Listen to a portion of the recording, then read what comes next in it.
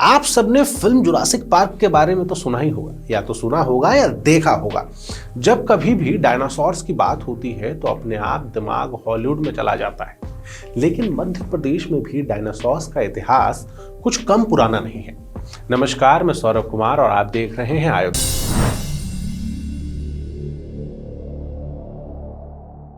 आज के वीडियो में आपको बताएंगे मध्य प्रदेश में मिले डायनासोर्स के बारे में, आपको सुनाएंगे एक मजेदार कहानी और बताएंगे एक ऐसे डायनासोर के बारे में जिसका नाम मां नर्मदा के नाम पर रखा गया है।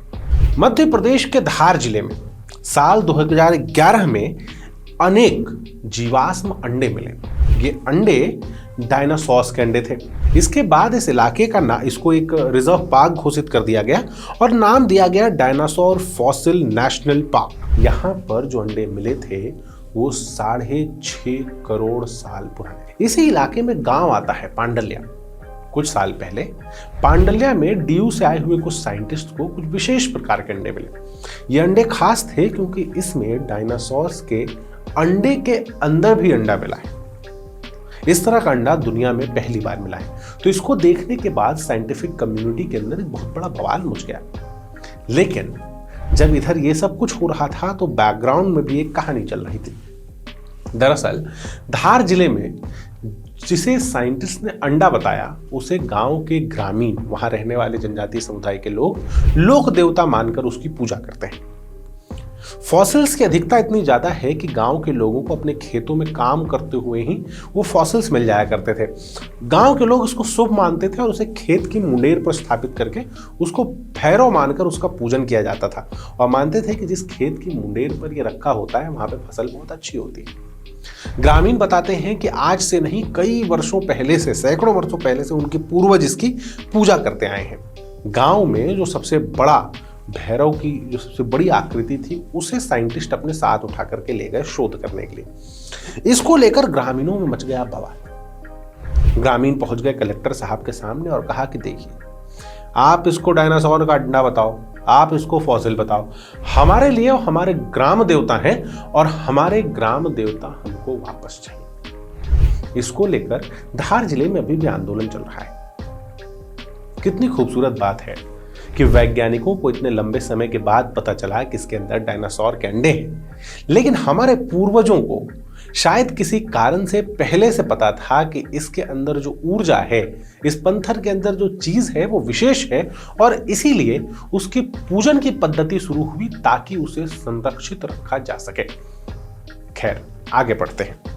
मध्य प्रदेश में ये जो अंडे मिले ये टाइटानोसॉरिड के अंडे थे। टाइटानोसॉरिड डायनासोरस का एक ऐसा प्रकार है जो 40 से 50 फुट का होता है।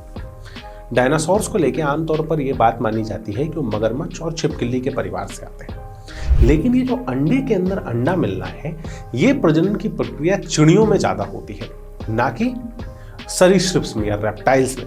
इसके लिए एक नई थ्योरी ये चल रही है कि क्या डायनासोर्स रेप्टाइल्स थे या फिर वो चिड़ियों की कैटेगरी में आते थे। और इससे पहले कोई अकेली जगह नहीं है मध्य प्रदेश का धार जिला। इससे पहले बड़वानी में भी बड़ी संख्या में डायनासोर्स के अंडे मिले थे। धार जिले में 30 घोंसले और 30 घोंसले में 300 से ज़्यादा अंडे मिल चुके हैं। इससे पहले भी बड़वानी में घटना हुई थी। बड़वानी में अतिक्रमण रोकने के लिए वन विभाग ने जमीन में खाई खोदी थी। वो खाई का जो मलबा था वो बाहर रखा हुआ था। लगभग 2 साल के बाद उस मलबे में से एक आदमी को एक पत्थर मिला। उसे देख करके लगा कि डायनासोर का अंडा हो सकता है। जब उसको शोध के लिए भेजा गया तो डायनासोर का ही अंडा निकला और उसके बाद उस स्थान से सैकड़ों की संख्या में डायनासोर्स के अंडे मिले। इसके साथ ही राजस्थान में 16.5 करोड़ साल पुराना डायनासोर का अंडा और उसके जीवाश्म मिले। इसके अलावा नर्मदा घाटी के आसपास गुजरात में भी डायनासोर के अंडे मिल चुके हैं। अभी जब स्टैचू ऑफ यूनिटी बनाई गई तो स्टैचू ऑफ यूनिटी में भी एक गैलरी बनाई गई है डायनासोर्स को दिखाते हुए कि किस तरह नर्मदा घाटी के आसपास डायनासोर्स विकसित हुए थे। और आपको जानकर हैरानी होगी कि डायनासोर की एक किस्म, डायनासोर की एक प्रजाति का नाम है राजासोरस नर्मदेंसिस। ये डायनासोर्स नर्मदा घाटी के आसपास ही पाए जाते थे, इसलिए इनका नाम भी मां नर्मदा के नाम पर ही रखा गया है। वैज्ञानिकों को मध्य प्रदेश के धार और बड़वानी में डायनासोर्स के अंडे तो मिल ही रहे हैं, लेकिन इसके साथ समुद्री जीवों के दांत और उनके जीवाश्म भी मिल रहे हैं। ये बात इस तरफ इशारा करती है कि ये जो क्षेत्र जिसे आज हम मध्य प्रदेश कहते हैं, ये एक समय पूरी तरीके से समुद्र में डूबा हुआ था और यहाँ पर जलीय जीव रहा करते थे। डायनासोर्स को लेकर पहले ऐसी एक मान्यता थी, जो थ्योरी थी उनके अंत को लेकर के, ये थी कि एक बड़ी ज्वालामुखी फटी और उसके कारण डायनासोर्स खत्म हो गए। लेकिन अभी जो लेटेस्ट थ्योरी मानी जाती है उसके अंत को लेकर, वो ये है कि एक उल्का पिंड धरती के ऊपर गिरा, जिसके कारण इस क्षेत्र में जो बहुत सारी ज्वालामुखी शब्द पड़ी हुई थी एक साथ एक्टिव हो गई और भारत के ज्वालामुखियों में से इतना लावा निकला कि वो आज के ब्राजील को पूरी तरीके से ढक सकता था, जिसके कारण लगभग 7 करोड़ साल पहले डायनासोर्स पूरी तरीके से खत्म हो गए। डायनासोर्स और एलियन, ये दो ऐसी चीजें हैं जिनको जानने को लेके आज का मानव सबसे ज्यादा एक्टिव है, जिनके बारे में सबसे ज्यादा जानना चाहता है। आप भी मध्य प्रदेश में डायनासोर्स के इतिहास के बारे में पढ़िए, बड़ी मजेदार कहानी है।